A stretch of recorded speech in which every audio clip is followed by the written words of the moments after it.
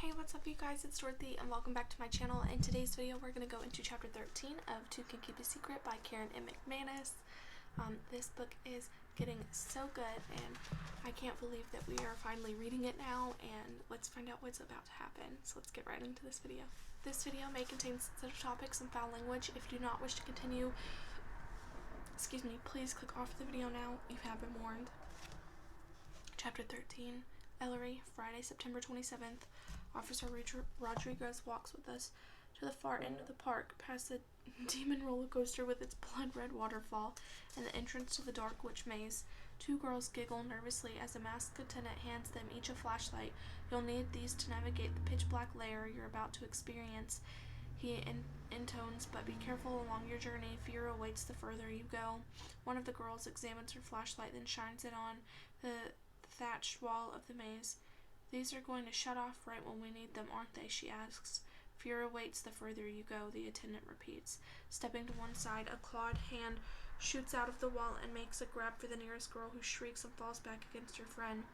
Gets them every time, Officer Rodriguez says, lifting the flap to one of the bloody big top tents. Here's where I leave you guys. Good luck finding seats. The bleachers ringing a circular stage are packed, but as Ezra and I scan the crowd, we spot Mia waving energetically. About time, she says when we reach her. It's been hell holding these seats. She stands picking her coat up from the bench beside her, and Ezra glances down at a small concession stand set up to the left of the stage. I'm going to get a drink. You guys want anything? No, I'm good, I say. Mia shakes her head. Ezra thuds down the stairs as I squeeze past Mia in the too small space. It's not until I sit down that I notice the flash of red hair beside me. You certainly like to cut it close, Viv says. She's in a green corduroy jacket and jeans, a gauzy yellow scarf looped around her neck. Two other girls sit beside her, each holding steaming styrofoam cups. I look at her and then look at the stage where Katrin Brooke and the other cheerleaders are lining up. I thought you were a cheerleader, I say, confused. Mia fake coughs, sore point as Viv stiffens. I don't have time for cheerleading. I run the school paper. A note of pride creeps into her voice as she gestures toward the aisle in the front of the stage, where a man is setting up an oversized camera. Channel 5 in Burlington is covering the vandalism story based on my article. They're getting local color. I lean forward, intrigued despite myself. The school's letting them? You can't stop free press, Viv says smugly.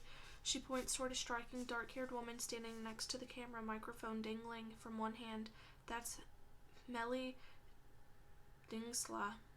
She graduated from Echo Ridge 10 years ago and went to Columbia's journalism school. She says it's almost overtly twisting her scarf until it's even more artfully draped. Her outfit would look incredible on TV, which I'm starting to think is the point. I'm applying their early decision. I'm hoping she'll give me a reference. On my other side, Mia plucks at my sleeve. Band's about to start, she says. Ezra returns just in time, a bottle of water in one hand.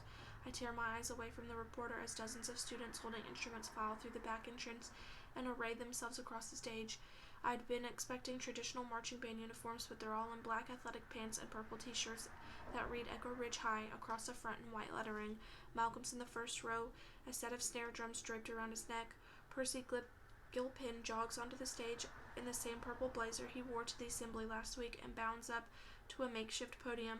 He adjusts the microphone and raises both hands in the air as people in the stand start to clap. Good evening, Echo Ridge. You ready for some serious fall fun? We've got a big night planned to support the Echo Ridge Eagles, who are undefeated heading into tomorrow's game against Salisbury High. More cheers from the crowd as Mia executes a slow clap beside me. Yay! Let's get this party started, Percy yells. The cheerleaders take center stage in a V formation, their purple and white pom-poms planted firmly on their hips. A small girl steps out from the band's brass section, squinting against the bright overhead lights. Percy blows a whistle and the girl brings a trombone to her lips. When the first few notes of Paradise City blare out, Ezra and I lean across Mia to exchange surprise grins. City is a Guns N' Roses fanatic, and we grew up with this song blasting through whatever apartment we were living in. An LED screen at the back of the stage starts flashing football game highlights, and within seconds the entire crowd is on its feet. About halfway through, as everything's building to a crescendo, the other drummers stop and Malcolm launches into this fantastic, frenetic solo. His drumsticks move impossibly fast, the muscles in his arms tense with effort, and my hand half lifts to fan myself before I realize what I'm doing. The cheerleaders are in perfect rhythm with the beat, executing a crisp, high-energy routine that ends with Brooke being tossed into the air, ponytail flying, caught by waiting hands just as the song ends, and the entire band takes a bow as one. I'm clapping so hard my palms hurt as Mia catches my eye and grins. I know, right, she says. I lose all cynicism when the band performs its Echo Ridge's uniting force. I accidentally knock into Viv when I sit back down, and she shifts away with a grimace. There's not enough room on this bench, she says sharply, turning to her friends. I think I might see some better farther down. Bonus, Mia murmurs. As the three of them file out of our row, we scared Viv away. A few minutes later, a shadow falls across Viv's vacated seat. I glance up to see Malcolm in his purple Echo Ridge high t-shirt minus the drums. Hey, he says, room for one more? His hair is tousled and his cheeks flushed, and he looks really, really cute. Yeah, of course. I shift closer to me.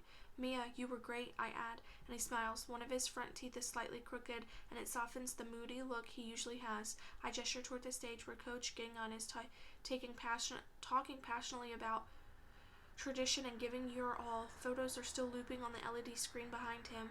Will you play an encore? Nah, we're done for the night. It's football talk time. We listen for a few minutes in the coach's speech. It's great, getting repetitive. What happened 6 years ago, I ask. He keeps bringing it up. State championship, Malcolm says. Echo Ridge won when Declan was a junior, and then I remember the yearbook from the library filled with pictures of the team's huge come from behind victory against a much bigger school, and Declan Kelly being carried on his teammates' shoulders afterward. Oh, that's right, I say. Your brother threw a Hail Mary touchdown with seconds left in the game, didn't he? It's a little weird, maybe how perfectly I remember a game I've never attended, but Malcolm just nods. That must be amazing. Something like a reluctant pride flits across Malcolm's face. I guess Declan was bragging for weeks that he was going to win that game. People laughed, but he backed it up. He runs a hand through his sweat-damped hair. It shouldn't be attractive the way his hair spikes up afterward in uneven tufts, but it is. He always did.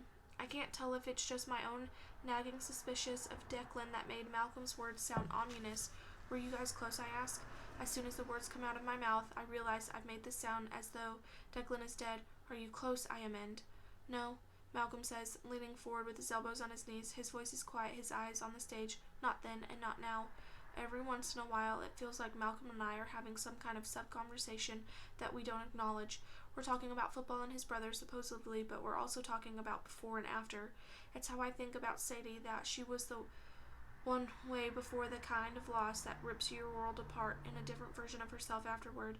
Even though I didn't know her until Sarah was long gone, I'm sure it's true.